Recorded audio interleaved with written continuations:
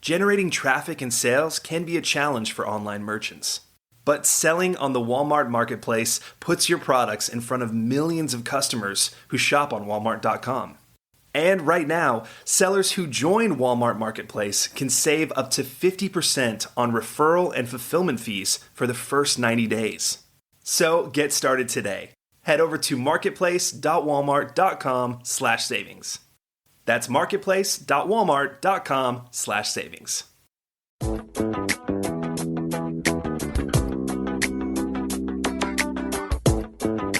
Welcome to E-Commerce Conversations, a weekly podcast focusing on e-commerce topics featuring interviews with prominent people in the e-commerce space.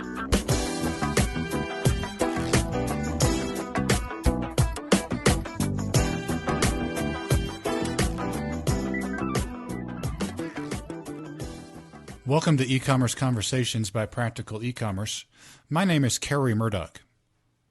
Most e-commerce merchants own several domain names, perhaps buying and selling them as the opportunity occurs. One merchant in Missouri just purchased a domain name. He paid $700,000 for it.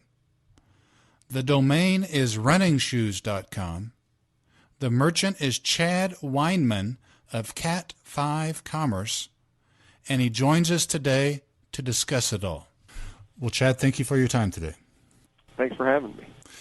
Chad, my first question for you today is $700,000 your company paid for a domain name, runningshoes.com, as we understand it. Is that true? It is true. That figure is accurate. So tell us about that. Why did you pay $700,000 for a domain name?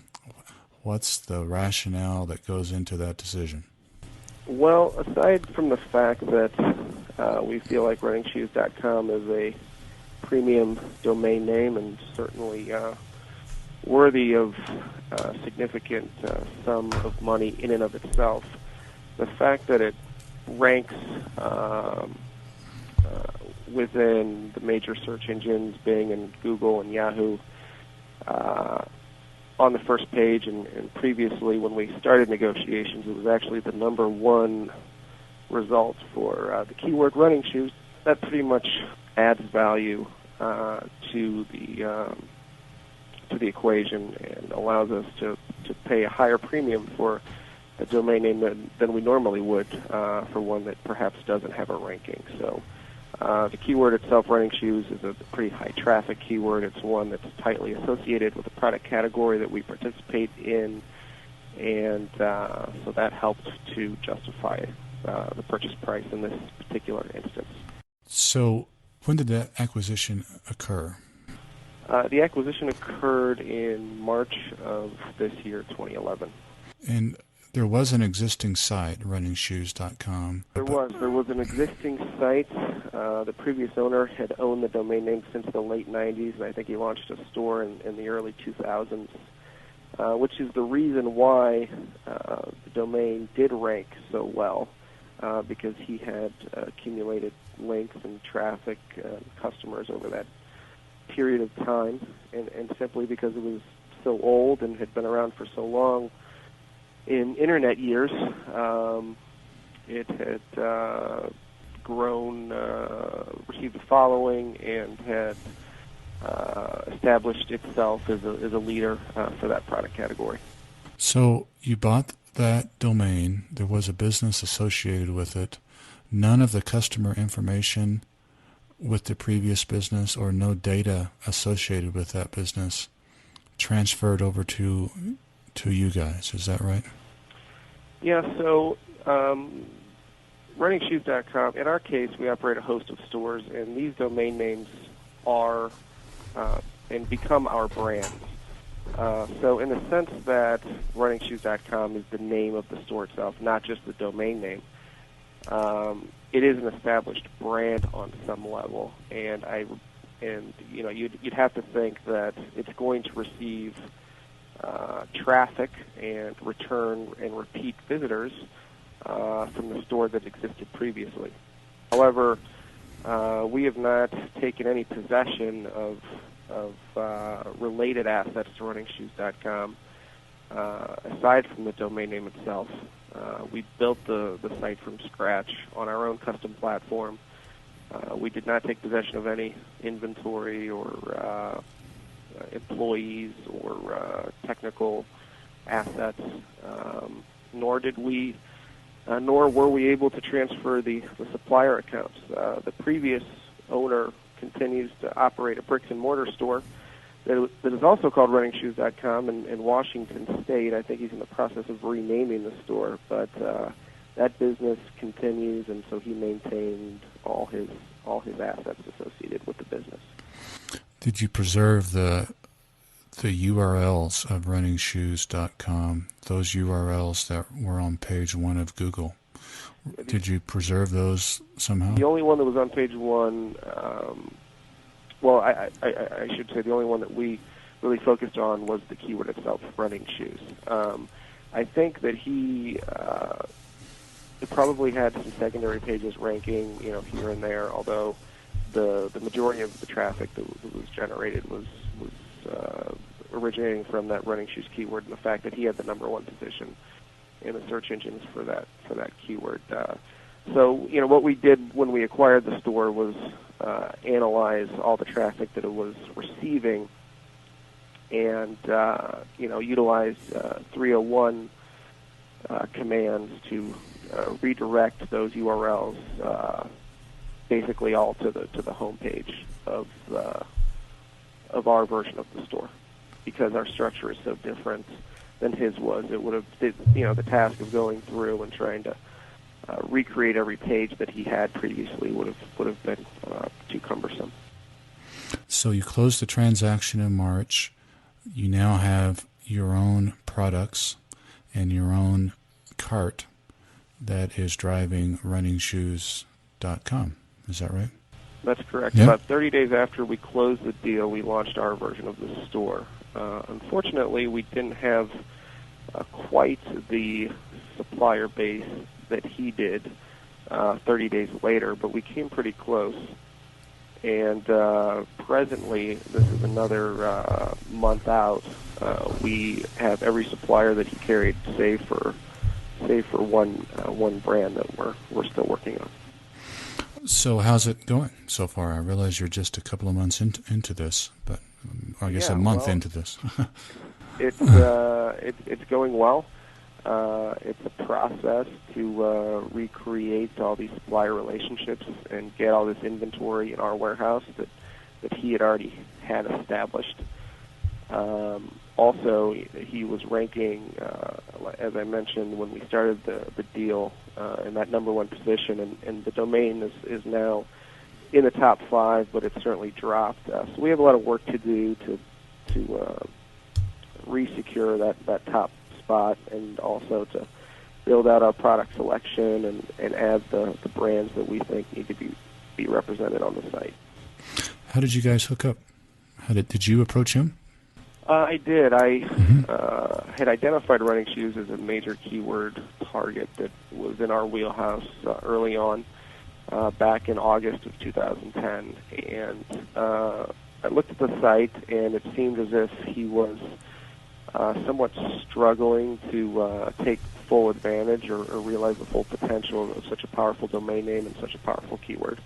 And if you looked at the competition in that space, you saw a lot of major brands like Zappos and New Balance and Nike. So his site sort of stood out, and I had sent him an email to see if he had any interest at all in entertaining an offer for the site. And he responded back indicating that he had, in fact, committed himself to selling it in the near future. So from that point on, we got involved in negotiations, and it was a long road, but we finally got it done in March of this year.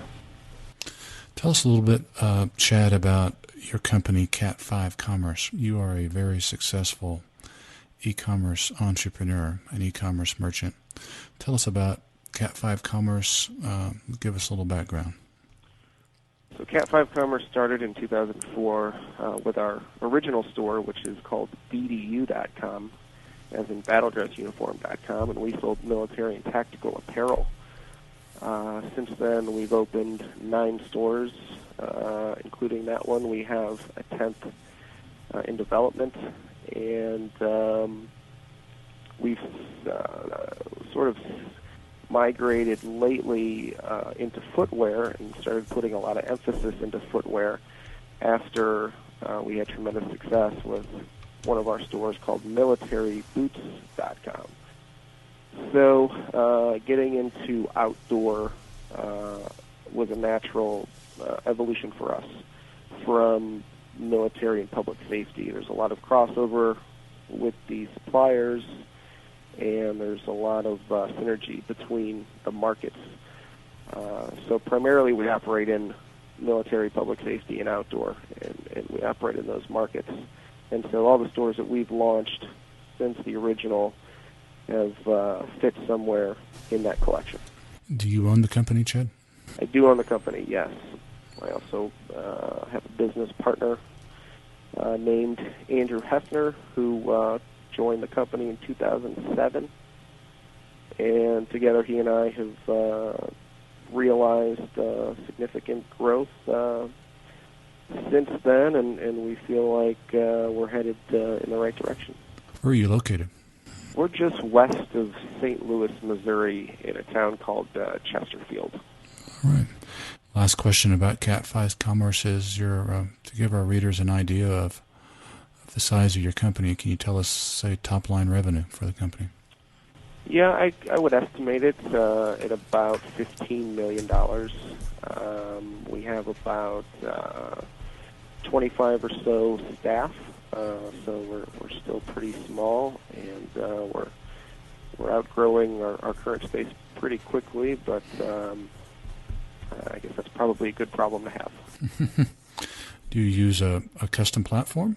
Yeah, we do. Actually, we operate on a custom platform that is based on a shopping cart called Znode, and we've extensively modified and customized that to meet our needs. I guess the interesting aspect of our model is that all of our stores run off the same code base and run off the same database of products, so that really helps us to manage inventory and manage all the catalog data. Chad, we have just another minute or two left here. Any other thoughts for our listeners, other e-commerce merchants, mainly smaller e-commerce merchants, on evaluating domain names or the e-commerce business generally? Yeah, I'd probably say that the lesson that I've learned that stands out most for me over the past 7 years is to really take your time and focus on the brand name of your store that you launch, or in our case, multiple stores. It takes time to build a following and to get traction with your target audience and with your target market. And you might have all the pieces in place. You might have the best brands, best suppliers, great selection, beautifully designed store, great functionality and intuitive shopping carts. But at the end of the day, and you might have a very extensive pay-per-click campaign that drives a lot of traffic to the site. But at the end of the day, it just takes time to settle in and to become recognizable and to gain trust. And I think patience and persistence is a very important and aspect of e-commerce, and one that's not discussed too frequently. Okay. Well, for purposes of our listeners, we have been visiting with Chad Wyman. Chad is the founder of Cat5 Commerce. Cat5 Commerce being a very successful e-commerce retailer. As he mentioned, it's comprised of soon-to-be 10 separate e-commerce stores. 4 of the main ones are militarygear.com, tacticalgear.com, hikingboots.com, and the domain that we've been discussing today, which is runningshoes.com. The company that owns all those is Cat5 Commerce, which Chad founded. And Chad Wyman, the founder of Cat5 Commerce, we want to thank you for your time today, sir. Great to be here. Thank you. Thank you so much.